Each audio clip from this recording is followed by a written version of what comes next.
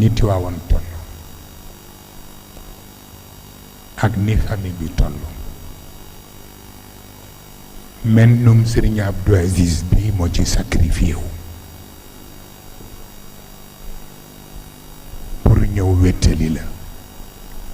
waaw mais ëpp naa xeeb ndax rajulun ka alf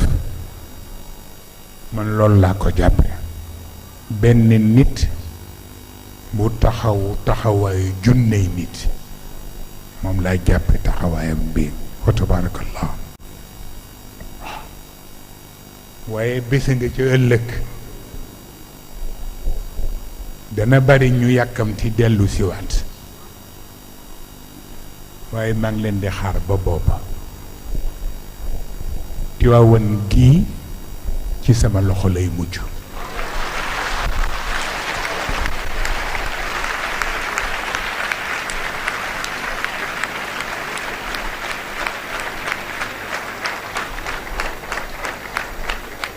Cheikh Mbengue ngi nii shérif bi la ko waxoon nu mu tuddati Chérif Mohammed Lamine Aydara nee na moo ko téléphoné wax ko ak xaal ni ko waxal Serigne Moustapha ni ko Tiwaawan yëpp ci loxoom la jëm waaw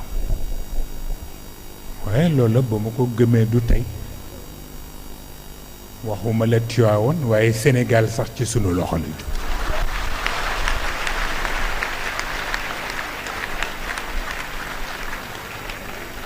ndax ku dul fen moo ko wax muy Seyid Cheikh Ahmed Tijani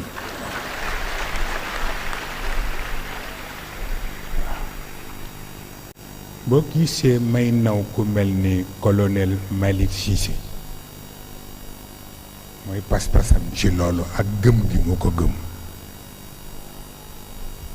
ni am na ñu nga xam ni xalaatuñu lool ko xalaatoon danañu tey ci yu bare xam nga wax naa démb waxu Serigne Bay Si Mansour waaye ñoom seen bos waxuma ko démb te pourtant xam naa ko li ñu débloqué ci xaalis yépp boole ma ko mag ñetti sëriñ ci Sénégal pour lu ñu détruire ak magie noire ya ñu utiliser yépp ak ya ñu suul ca tefesu Mbuur ba yépp